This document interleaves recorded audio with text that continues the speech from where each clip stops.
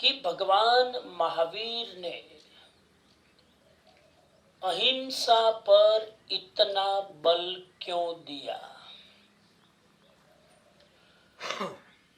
सभी धर्मों ने अहिंसा की बात कही, लेकिन महावीर ने अपने पूरे के पूरे जैन धर्म को एक शब्द में अहिंसा में समाहित कर लिया।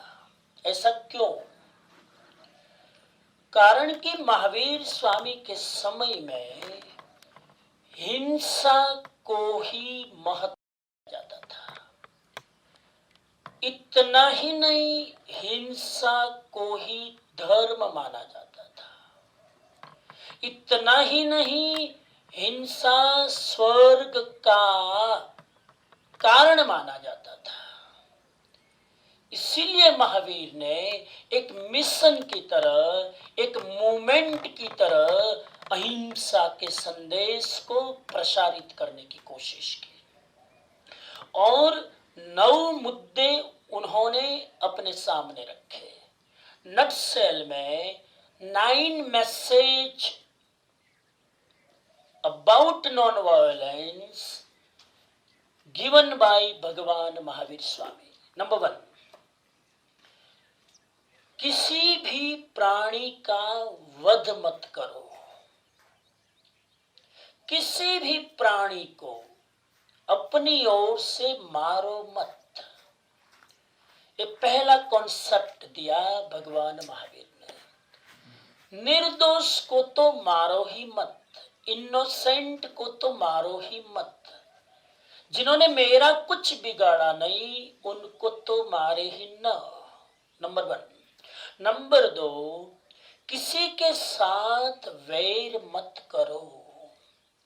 किसी के साथ शत्रुता की गांठ मत बांधो, क्योंकि वैर से वैर की श्रृंखला बढ़ती है, क्योंकि वैर से वैर की चैन बनती है।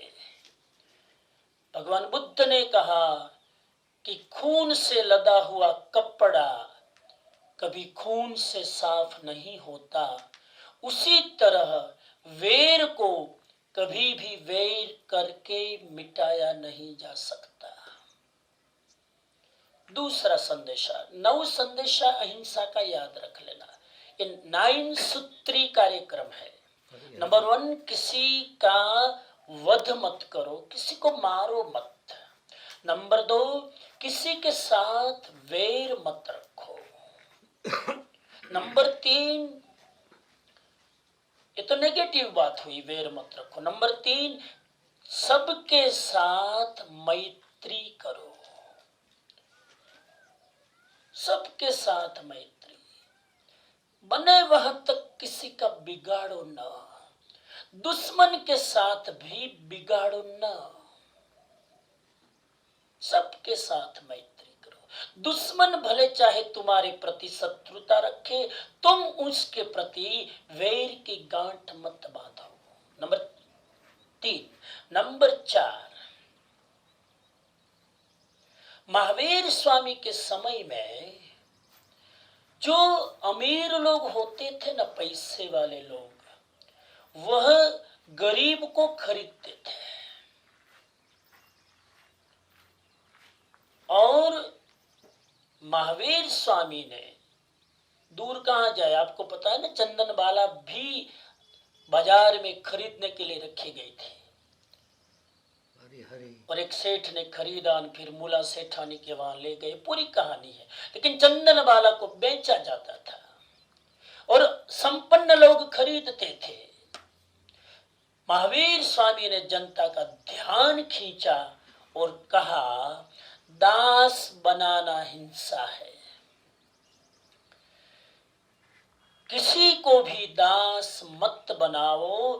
भगवान महावीर स्वामी ने दास प्रथा का उन्मूलन करने की कोशिश की।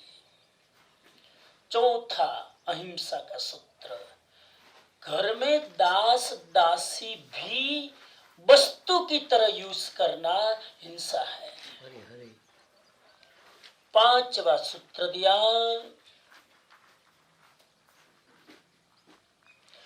उस जमाने में महावीर के समय में स्त्रियों को और शासक वर्ग शासितों को, यानी जो शासक होते थे, लीडर होते थे, वो अपने अंडर में रहने वाले लोगों को पराधीन रखने की कोशिश करते थे, डिपेंडेंट रखने की कोशिश करते थे और उस पर अपना अधिकार जमाते थे। महावीर स्वामी ने कहा, दूसरे को डिपेंडेंट बनाना भी हिंसा है, दूसरों की फ्रीडम को छीनना भी हिंसा है। छठा सूत्र दिया, भगवान महावीर के समय में जाति प्रथा थी। क्षुद्र, वैश्य, ब्राह्मण, क्षत्रिय। हालांकि जब ये प्रथा आई तब समाज की व्यवस्था थी, दास वो एक तरह से ऊंच नीच का जाति भेद नहीं था, लेकिन फिर धीरे धीरे वही स्ट्रक्चर बन गया, सिस्टम बन गई और ऊंच नीच का भेद लोग मानने लगे। छुआछूत की समस्या खड़ी हुई। भगवान महावीर ने कहा, किसी से भी घृणा मत करो, किसी को भी हेट्रेट मत मानो, किसी से हेट मत करो। निचली जाति का, हल्की जाति का, तुच्छ भी, भंगी भी हो, हरिजन भी हो, उससे तुम नफरत मत करो। हरि हरि। सातवां सूत्र दिया, भगवान महावीर स्वामी के समय में धर्म के नाम पर, यज्ञ के नाम पर पशु की बलि चढ़ाई जाती थी, पशुओं को मारा जाता था और पशुओं को मारने से स्वर्ग मिलता है, ऐसा मानते थे। और कुछ कुछ जगह आज भी गांवों में ये प्रथा है। हरि हरि। भगवान महावीर स्वामी ने कहा, पहली बात तो ये कि मनुष्य जीवन का उद्देश्य स्वर्ग प्राप्त करना नहीं है, जीवन का उद्देश्य है निर्वाण प्राप्त करना, स्वर्ग नहीं। और पशु बलि से स्वर्ग नहीं मिलता है, ऐसा भगवान महावीर ने डिम डिम घोष किया। पशु बलि हिंसा है और हिंसा से नरक मिलती है। हरि हरि। बहुत क्लियर कट थॉट्स थे महावीर के, क्लियर कट। इनडायरेक्टली भगवान ने यज्ञ में जो पशु बलि होती थी उसका विरोध किया और उसका प्रभाव यह पड़ा कि आज यज्ञ में पशु बलि लगभग बंद हो गई। अब पशु बलि की जगह नारियल चढ़ाते हैं। हाँ, नारियल वो पशु बलि का ही एक मिनिएचर रूप है, क्योंकि उसमें भी 2 आंखें होती है, उसमें भी पूंछ होती है, उसमें भी नाक होता है, तो नारियल चढ़ाते हैं। हरि हरि। कम से कम जीव हिंसा न हो, और वो भी सूखा नारियल। भीना नारियल होगा, कोकोनट जिसमें हम पानी पीते हैं, वो नीला नारियल भी जीव है। सूखा नारियल, ड्राई, जिसमें खोपरा होता है, उसको हम चढ़ाते हैं सिंबॉलिक रूप में। अब पूरी ट्रेडिशन को तो खत्म नहीं कर सकते, पशु बलि छोड़ो, नारियल चढ़ा दो। हरि हरि। भगवान तो बिना नारियल चढ़ाए राजी है, लेकिन तुम राजी नहीं हो ना, चक्कर यह है। हमें जरा अंदर सेटिस्फेक्शन नहीं होता है। तो ये 7वीं बात भगवान महावीर ने कही और पशु बलि का विरोध किया। 24 पे 24 तीर्थंकरों को आप देख लो, उसके लांछन में पशु है। कभी जैन मंदिर में जाना तो ऋषभ देव के नीचे, अरे सब भगवान 24 भगवान की मूर्तियों को कैसे पहचानो? ये महावीर है ने, बुद्ध है, ये ऋषभ देव है ने, पार्श्वनाथ है। मूर्ति तो सब एक जैसी है। हरे हरे क्योंकि तीर्थंकर कोई बनता है तो उसका रूप एक ही हो जाता है। रूप ही क्या होता है, रूप में जीते, लेकिन रूप हम अपने लिए बनाते हैं। महावीर स्वामी को और पार्श्वनाथ को बिना चिन्ह मूर्ति से आप नहीं पहचान सकते कौन महावीर और कौन पार्श्वनाथ। तो इसलिए हमने सिंबल रखे नीचे, उसको लांछन बोलते हैं। जैसे ऋषभ देव का लांछन क्या, बेल बड़द। ऋषभ देव ना नीचे बड़द है, बड़द हो तो समझी जाओ कहे भगवान ऋषभ देव। हरे हरे अजितनाथ ने नीचे हाथी, हाथी हो तो समझी જવાનું અજિતનાથ ભગવાન છે। આવી રીતે બાકીનું હોમવર્ક કેટલા કરશે કોને ખબર। પાર્શ્વનાથ ભગવાનની ઉપર, નીચે ને ઉપર સાપ, सांप को भी मत मारो। हरे हरे महावीर स्वामी के नीचे सिंह, सिंह की हत्या भी मत करो।